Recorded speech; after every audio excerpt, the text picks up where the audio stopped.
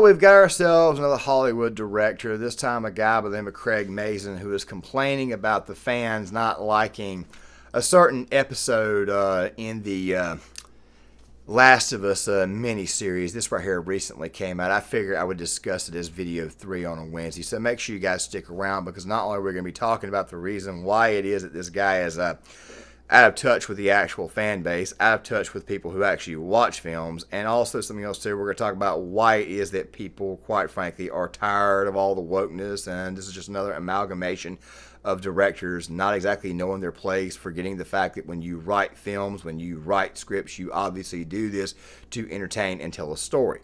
However, the thing is this right here: you cannot get upset, piss, moan, cry, and all that crap there when somebody basically tells you that your story is crap.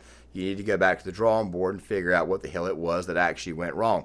I'm also going to be talking a little bit about The Last of Us Part 2 and how things got a little bit divisive, so make sure you guys stick around for the full video.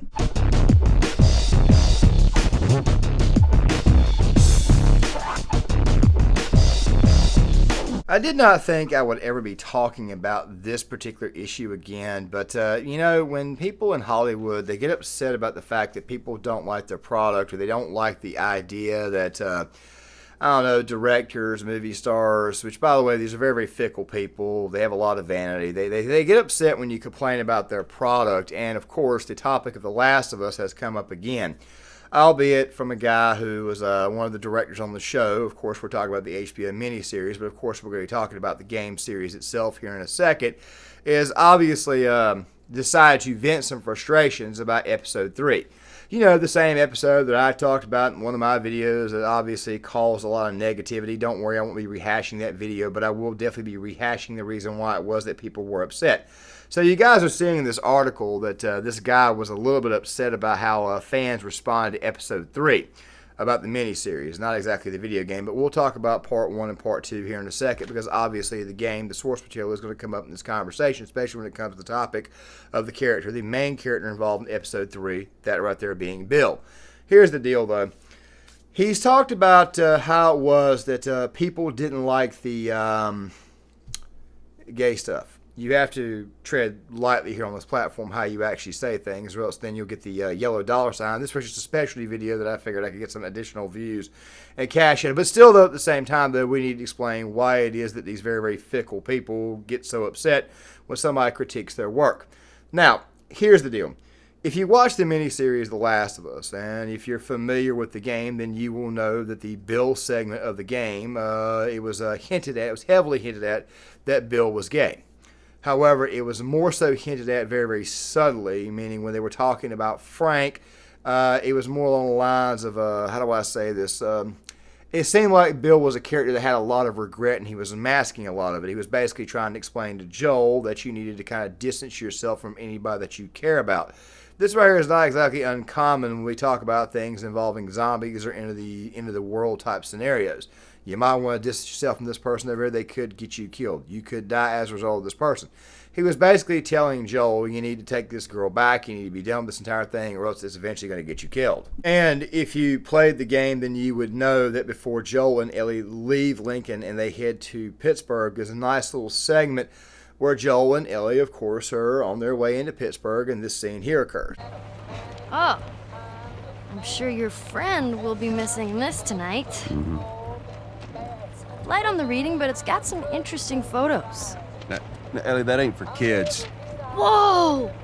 How the hell would he even walk around with that thing? Get rid of that. Well, hold your horses. I want to see what all the fuss is about. Oh, why are these all stuck together? I'm just fucking with you. Bye-bye, dude. Now, that right there was pretty much a dead giveaway. If you're a guy, you're anybody out there of a certain age, you probably know what the hell that was. Obviously, it was she was talking about the gay porn that Bill had, the gay porn magazine that he had, and of course she jacked it, and I guess to screw with Joel's head, she figured she would bring it up. Fact of the matter is that it was heavily hinted at in the story that Bill was gay.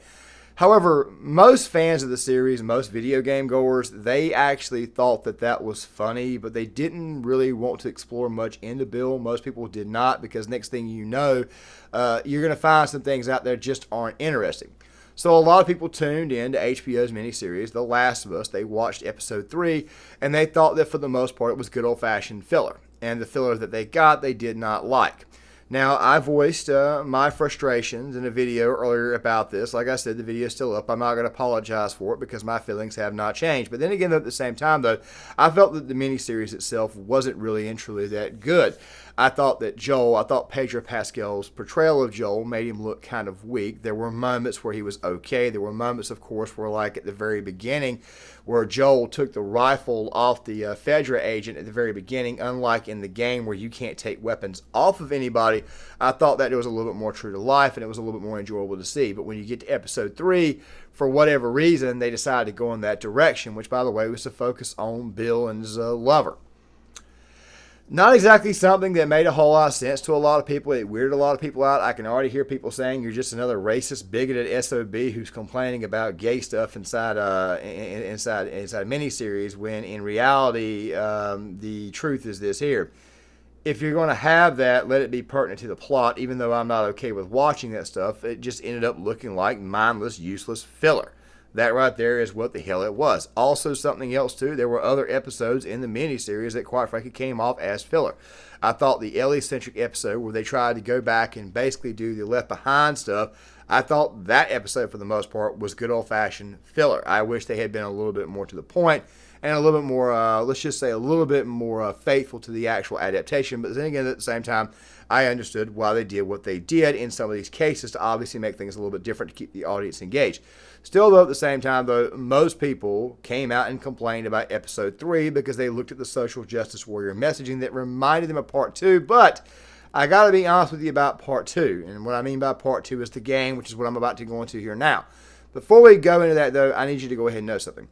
At no point in time did I care that much about Yara and Lev and Abby and the whole dynamic there about him being, persecuted by an oppressive cult. I really and truly did not see where Lev being trans was really much of an issue. If anything, I actually thought that Druckmann did a solid job of not making that there being the dominant theme. But then again, at the same time, as I've said before, the biggest reason why wokeness is a problem, the biggest reason why the whole girl boss feminism thing is a problem is because it becomes the much, much more dominant portion of the person's personality, and that is what they're known for and not the actual character themselves. That is the biggest problem with wokeness. Of course, any Hollywood writer out there has obviously seemed to forget about good old-fashioned character development. Like I said, a lot of people complained about The Last of Us Part 2 for several reasons. I got my own complaints too, but I'll go into that here in a second. One of the main contentions that people had with Part 2 was they did not like the idea that Joel was killed off in the manner that he was killed off. They were saying, look, you guys are just upset. You're mad because Daddy Joel got killed. No. It was the way he got killed, and it was the actual, not just the way he got killed, but it was the actual timing of which he got killed. Also, something else, too, when you do that and then you had the flashbacks, maybe we should have had the flashbacks before that. Maybe would have had some more signs, a little bit more signals to let us know that was coming. But then again, though, at the same time, though, here we are talking about this today, and obviously people were upset about the game. Not to mention the fact that you play basically one half of the game as Ellie to then turn right back around and pretty much right there at the moment of climax, they turn right back around and force you to play as Joel's killer. Also, Abby was not exactly a redeemable character. I mean, I could do a video essay on that, which I may even do, but it'll probably be on one of the other channels that I've created. Fact of the matter is this here. This guy here, Craig Mason, he is obviously upset about the fact that fans did not like his work. They did not like Episode 3. They viewed Episode 3 as filler, and they viewed it as completely unnecessary, especially with the whole gay sex thing. That is the real reason why it is that people were upset. It made people automatically think back to Part 2 and how much they bungled Part 2 because Part 1 was so great. Yes, there are some valid complaints about Part 1 and the fact that it's almost like a great big giant bland box in the scheme of things, but I personally still loved Part 1. I actually loved the gameplay of Part 2. I just didn't like the story. Fact of the matter is that people got upset about the direction that they were going. In a lot of ways, it was the problem that the people who created Part 2 may not have played Part 1, and they did not want to see a product that they fell in love with and characters that they fell in love with get completely sidestepped for what was essentially a gay love story. Not to mention the fact that the director of that particular episode said that he had to sneak that episode in. He had to sneak that entire segment in, the whole gay sex thing. He had to actually sneak it in. Well, let me go ahead and tell you one of the reasons why so many fans were upset about that. It's not even just so much the fact that it was a lifestyle that maybe they did not want to see. I mean, there were some people who actually praised the episode, and I understand that I run the risk of this particular video getting some down votes, but that's okay because at this point in time, I really and truly don't care. Let me go ahead and explain why this is the case. There were some fans out there who were following Part 2 very, very closely all the way to its release. They were given spoilers that spoiled the story that they did not like. They were given, let's just say, certain images people thought that Joel was going to be in, when in reality it was actually Jesse. I'm pretty sure a lot of you guys know the scene that I'm talking about. Granted, I could not get a hold of the actual original footage, but still at the same time, though, it felt like the writers at Naughty Dog were playing let's just say that they were playing a game of BS. They were actually BSing their actual fans. A lot of ethical problems there, and people did not like that. And of course, when they show up to watch an episode that they think is going to be focused on mostly the Bill and Ellie dialogue, as you will see some of that here. That was close. Thanks for the heroics and all. Ellie. Hey, what are you... Joel? Bill! What are you doing? Bill! Let me go. Turn around and get on your knees. Oh. Anything sprouting? Oh, God damn it, I'm clean! If I see so much as a twitch. Ow! Stop! Son of a bitch! Joel, some favors. You can start by taking these off. I owe Joel some favors. Is some kind of joke? I'll cut to the chase. I need a car. Well, it is a joke. Joel needs a car. Well, if I had one that works, which I sure as hell don't, what makes you think I'd just give it to you? Huh? Yeah, sure, Joel. Go ahead. Take my car. Take all my food, too, while you're at it. By the looks of it, you could lose some of that food. Listen to me, you little shit. No, fuck you! You handcuffed me! I need you to shut up. No, you don't. Joel, I can handle myself. No. Just stay here. Fine. Just wait around for you two to get me killed. Well, this goes on record as the worst fucking job you've ever taken. And in this world, that sort of shit's good for one thing. Getting you killed. So you know what I did? I wisened the fuck up. And I realized it's gotta be just me. Bill, it ain't like that. It's Bullshit. It is just like that. Hey! What'd I say to you when we walked down the steps? What'd I say? I'm just fixing your stupid pile. Don't touch. Fixing one of these cars. Okay, don't be a dick. Their tires are rotted and their batteries are dead. Are you done? Can't even begin to think what the inside of the engine blocks look like. Only ones making new car batteries are the military. Damn it. Well, here we are. You don't touch anything. They were probably going to get upset at the prospect of seeing an episode that was primarily focused in on Bill's love life during the apocalypse, when in the game itself it was just mostly hinted at the fact that he was gay rather than it being fully out there in the open. Look, I got no problem with gay people. I never have had a problem with gay people, but I obviously do have some concerns about the lifestyle, and I also don't like people forcing beliefs on anyone else. When people watch a movie, they want to be entertained. They don't want politics or anything like that, unless maybe it's a political drama, or maybe it's a historical drama to explain the politics at that time. But The Last of Us isn't even that.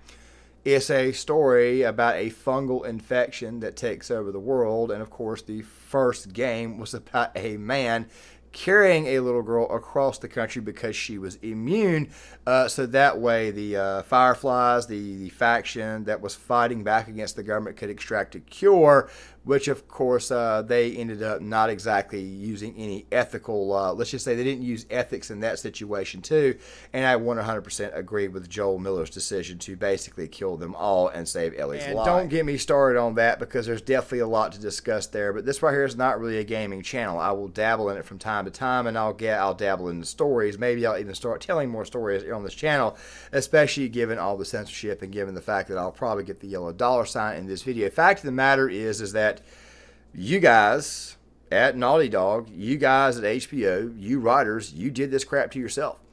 You decided to sneak this type of crap into these episodes. You decided to go in this direction, and people didn't like it. You can't get upset with the fact that you put a lot of work. I mean, guys, look, I've made videos on this platform that weren't popular. Okay, what do? You look at it, you see what the hell you did wrong. I mean, I don't change any opinions or anything, but maybe the delivery might be a little bit different. You make adjustments, you move on. You don't come over here and get mad, pissy, and start blaming your subscribers and blaming your viewership. Even though my channel's small, at the same time, I'm not going to come out here and blame the shit out of them because they may not have hit the like button. I understand some people, they don't really know right off the bat. I mean, I'm not going to sit here and give them crap because they didn't do something. I'm not going to attack them. Also, something else, too, I think a lot of these directors attack fans because they feel like they can because they know nobody's going to touch them. But still, at the same time, if you're actually attacking the fans because they did not like your product and yet you don't want to actually go back and take inventory and see what the hell it is that you did wrong, that's not their problem. That's your problem, buddy. With that right there being said, guys, John Claymore, if you like this content, please hit the like button, subscribe, share the video, sign off in the comment section. Let me give you guys thoughts. I'm going to go ahead and let you guys know that the follow-up on the Oliver Anthony situation video, that right there may be coming out on Friday, but I'm going to go ahead and try to get the video out on the Michael Orr situation out on Thursday. That right there has been floating around a lot, and I think I can add some additional insight to that. With that right there being said, guys, make sure you guys hit that like button, subscribe, share the video. Please leave a comment in the comment section. I'll see you guys later.